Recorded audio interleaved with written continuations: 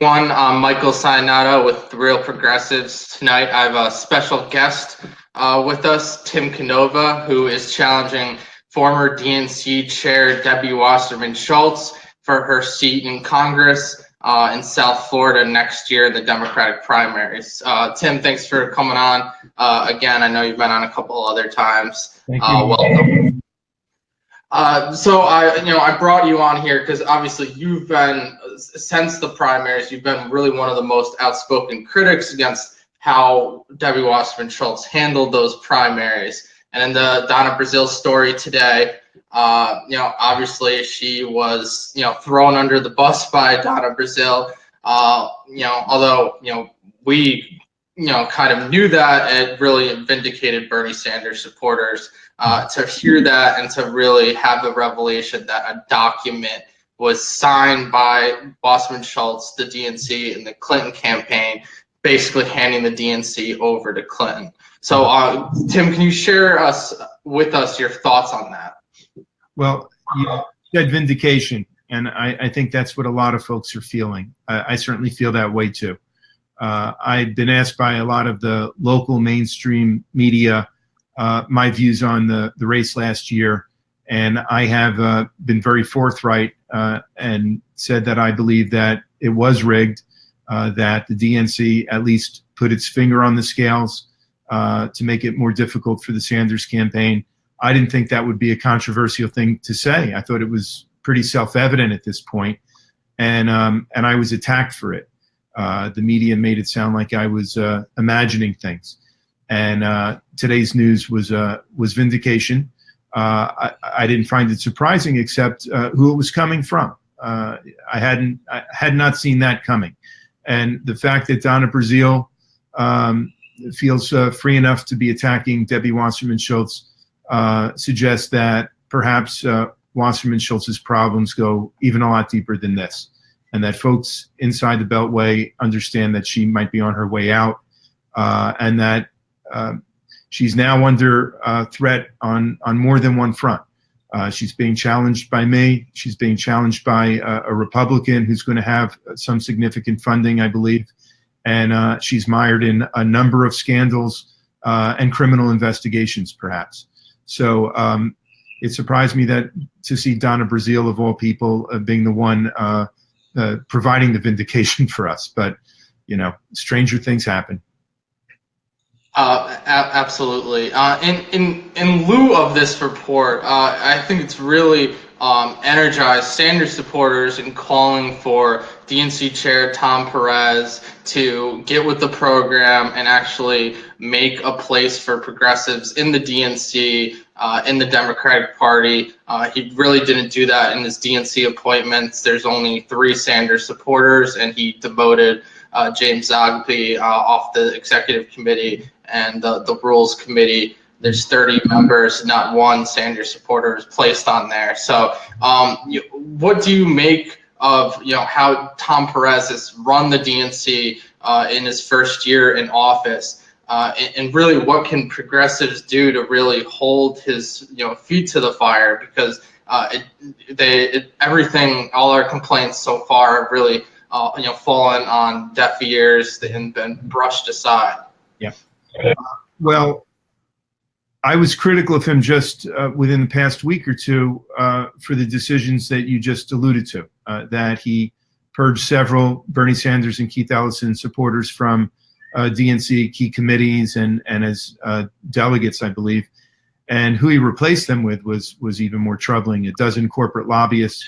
Donna Brazile on the Rules Committee was also rankled a lot of us in light of the role she played as DNC vice chair when she was a consultant with CNN and leaked those debate questions or shared those debate questions with the Hillary Clinton campaign.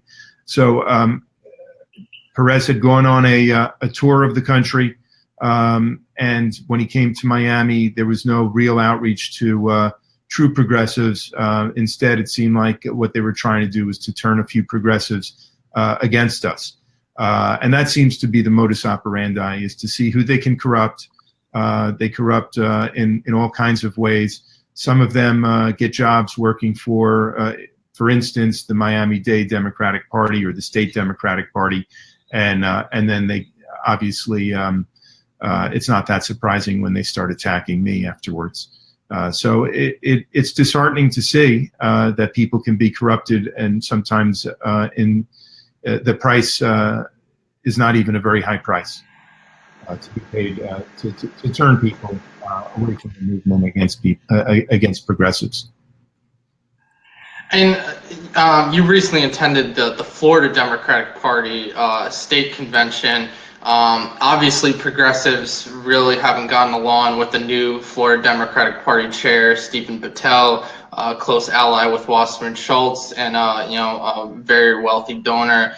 So, can you tell us a little bit about the resolutions that were passed, some of the good news, and some of the obstacles that still face progressives in Florida? Sure. Well, the good news is that at this state party conference in Orlando last weekend, the party delegates, and I was one of them, passed a package of resolutions that were overall very progressive. For instance, a resolution against private prisons. And here in my district, Debbie Wasserman Schultz had supported a private immigration detention center after taking money from the Correction Corporations of America, which actually is behind this privatized prison in the district. And the community organized against that private prison several years ago, over the last several years, I should say, managed to stop it, but now there's a lawsuit going on, and it looks like the taxpayers might have to pay for breaking their intention to have a private prison. So having a resolution at the state party level against private prisons is satisfying, particularly since Florida has, I think, perhaps the highest percentage of prisons that are privately owned in the country. The resolutions also included overturning our felony disenfranchisement, which is also one of the blemishes here in the state, and to restore voting rights for former felons who have served their time. So those, you could say, anti-drug war package was also part of it. It didn't go as far as endorsing wider liberties with marijuana, however. What else was passed? There was a resolution against fracking and against the Sable Trail pipeline. Our campaign took the lead on both of those issues, so it was very gratifying to see the rank and file of the party coming along to that position. There was resolutions for publicly financed elections. What else? Clean beaches. There were a number of others, but in addition, there were a number of resolutions or a number of issues that didn't get into that resolution package. So there was no resolution passed against superdelegates, excuse me, and that bothered a number of progressives, that superdelegates had not been renounced by the party. There was also an effort for open primaries that didn't make it into the resolution package either. So, however, there was reason to celebrate a lot of the progressive resolutions, and we did. And it wouldn't have happened without all of this grassroots activism by rank and file, not just Democrats, but of course independents and even Republicans. A lot of folks were against fracking and against the Sable Trail pipeline, for instance. But there's a lot of work to be done, and the problems in this party are immense, even here in Florida. You have wealthy corporate donors that still back Wasserman Schultz and other establishment candidates. They're constantly trying to turn progressives by dangling jobs in front of them. So this is what we're up against. And one thing you shared, I think earlier this week that I wanted to talk about a little bit was the Sun Sentinel reported earlier this month that a judge, U.S. District Judge, revived plans to explore for oil in the Everglades. Now, in Big Cypress Reserve, just north of Everglades National Park, they've had wells there already, and they've posed environmental problems. This one is near Miramar, and the real estate development company that's been pushing for it has been doing so for years, and the judge that issued the order has a record of ruling against environmental organizations and environmental groups. So can you tell us a little bit about why it's such a stupid idea to drill in the Everglades, and really what the environmental impacts that would cause, and the threats the Everglades faces, and the necessity we need in protecting it for not only South Florida, but as a country as a whole, because it is one of the most unique ecosystems in the world. Absolutely. This brings up the issue of fracking, and not just drilling for oil, but of course fracking as well. I see there's a comment that my mic was echoing your speech. I hope the sound is a little better right now. But let me go on and just say that we've been opposing fracking in Florida. And Debbie Wasserman Schultz first was for fracking and then regulating fracking. And I think she doesn't really know what her position is on fracking right now. The state legislature, the last session that we just had, there were bills to ban fracking. And Wasserman Schultz was as quiet as a church mouse, you could say, didn't want to speak up about it. But this is a fragile ecosystem. Allow me to explain it in terms of the Sabal Trail pipeline, because the Sabal Trail pipeline is now complete. And when it's operating at capacity, it will be pumping 1 billion cubic feet of fracked gas a day. And the Sabal Trail pipeline is a 515-mile pipeline that goes from parts of Alabama and Georgia into northern and central Florida. So where's it going through Florida? It's going through the Upper Floridan Aquifer. And this aquifer is really held in place by just a limestone layer. It's very permeable. If there were to be a sinkhole developed underneath the pipeline, it would crack the pipeline open, and presumably an awful lot of frack gas would be pumping into the aquifer, which is the water supply for 60%, the drinking water supply for 60% of the state. We've talked to scientists. Now, the industry scientists claim it wouldn't be a problem, that the frack gas is lighter than water, and the molecules would rise up into the atmosphere and there'd be no problem. We've talked to experts who say that that's nonsense, that the frack gas has heavy molecules and light molecules, and a lot of heavy molecules would settle into the water. You can go back to, 5 or 6 years ago, I think, when Josh Fox first came out with his first Gasland movie. And that should have been an eye-opener as far as the dangers of frack gas in the water supply. It was very graphic to see people turn on their kitchen faucets and be able to light it with a cigarette lighter to light the gas that was coming out with the water.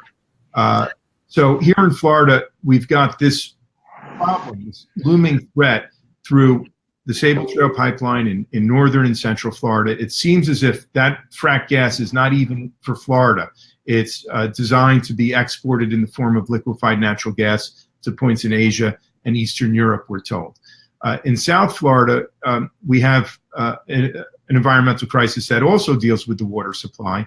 As a result of climate change and global warming and rising sea levels, we see that there's what the scientists are calling saltwater intrusion into the South Florida, the Biscayne aquifer.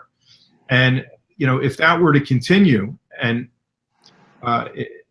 there's no reason to believe it won't continue for quite a while, if that continues, presumably there's more and more saltwater intrusion into our aquifer, and that becomes a major threat. And then at the same time, you've got all of this problem coming out of Lake Okeechobee, where the waters of Lake Okeechobee, which is, I think, the second largest lake in the country within a single state, the waters of Okeechobee for eons and eons had flowed naturally into the Everglades, replenishing the Everglades and the aquifer in South Florida. However, it's been dammed up basically because of sugar interests, big sugar and big agricultural interests. And instead, that water is funneled to both the east and west coast of Florida, and it ends up causing a lot of this toxic green algae tide.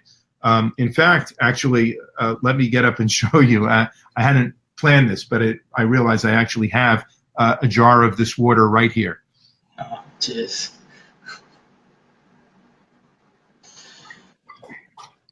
And, I don't know if folks can appreciate how polluted this looks.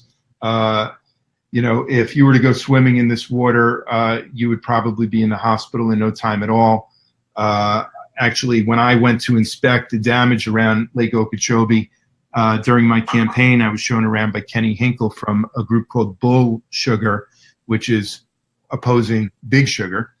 And Kenny ended up in the hospital just a few weeks later. Just hanging out there for the afternoon, I had to wear a mask over my nose and my mouth, had a headache from it. So folks are getting sick. Manatees were dying by the dozens. It's a bad situation. So the entire state of Florida has this ecosystem, which is very fragile. It requires a lot of clean drinking water.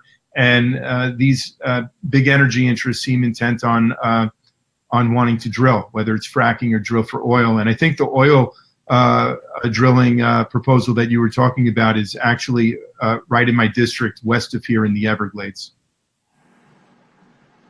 Yeah, it's disturbing, and a lot of the environmental issues facing Florida are disturbing. And we have Rick Scott in office, who doesn't help matters. He's appointed ranchers, land developers to the Florida Wildlife Commission, and they make the majority of the decisions with the U.S. Fish and Wildlife. Just my last question is, what are your thoughts on the 2008 midterm elections for Florida? The Republicans, Rick Scott's in the governor's seat. Republicans have majorities in the state legislature, and the Republicans hold, I think, 16 out of 27 congressional seats in Florida. So what do you think is it going to take for the Democrats to start recovering in Florida? This has to be a big wave election for Democrats and for progressives in Florida in 2018. It's got to be a real big wave. And it's going to be tough. I think as long as Wasserman Schultz is in public life, it's going to drag down the Democrats in Florida, and probably nationwide, but certainly here in Florida. If I were to win the primary against her, that would free me up. It's a very blue district I'm in. It would free me up to probably spend some time going around the state and campaigning for other Democrats who are in contests against Republicans. We've got to start really flipping a lot of these districts from red to blue. And I don't think the establishment has a real plan. I think they're very out to lunch. They're still very much in denial. It's real bad in the state assembly, in fact. The Republicans now hold an 80-40 advantage, a 2-to-1 advantage in the state assembly. One Democratic state assemblywoman just resigned, so that opens up that seat. And folks are saying the Republicans are about to take a working 2/3 majority. And this is outlandish when you think about it, because Democrats still outnumber Republicans. Registered Democrats outnumber registered Republicans in the state of Florida by 200,000 or more voters, at least at the end of the last election. It was at about that figure. Now, that might be heading in any one of a number of directions, right? It could perhaps have been getting worse for Democrats, but then again, there's talk that a lot of folks are going to be leaving Puerto Rico already, or beginning to relocate to Florida. And the Democrats, I think, are assuming that those votes are going to be Democratic votes. At this point, I don't think we should assume that anyone is a given vote. Democrats really have to work hard and work for those votes. And I don't think they're going to get it by just bashing Donald Trump. It plays very well in my district and in very blue districts. But I think we really have to engage the voters on the kinds of issues that matter to them. Putting food on the table, paying their bills, having secure jobs with decent incomes. This has been a trickle-down recovery. It has been a tepid, awful recovery for most Americans. Most of the income gains are really going to the top 1%.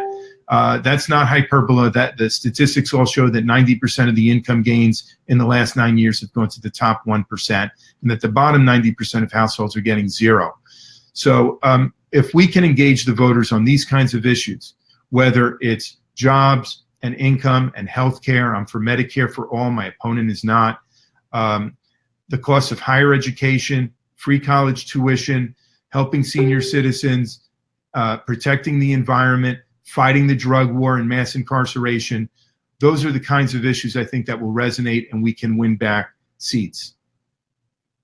Oh, well, Tim, I don't want to take up too much of your time. I know it's getting late, but I want to thank you for coming on tonight, and thank everyone for watching.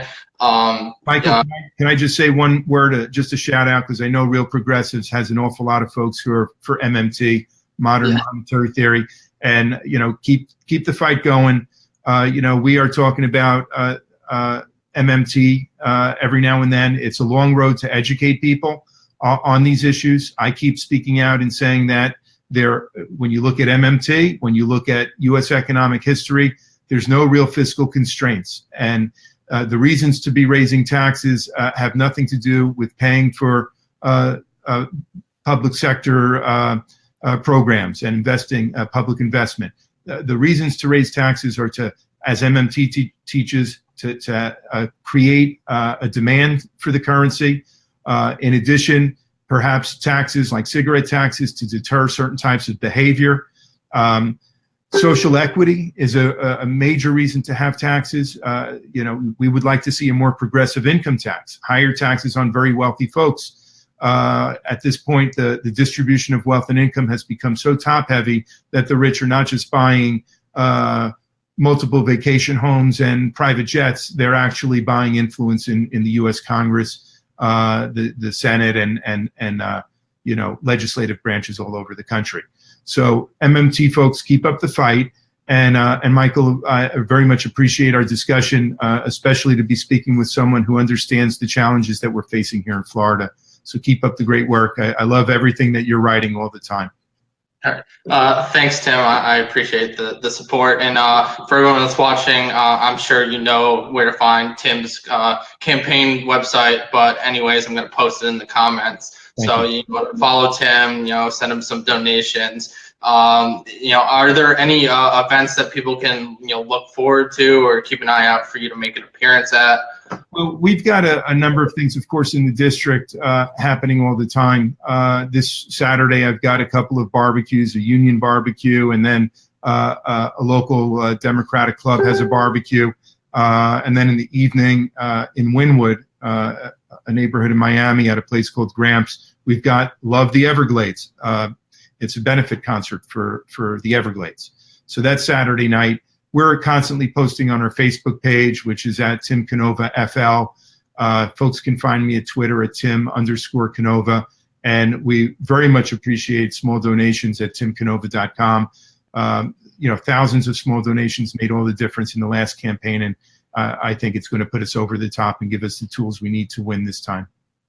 And just the last question is, has there been any contact with the Wasserman Schultz campaign about setting up a debate eventually when it gets closer into 2018? Or no, there hasn't been. Last time I sent her a letter suggesting a series of 6 debates, and she dodged and dodged as long as she could.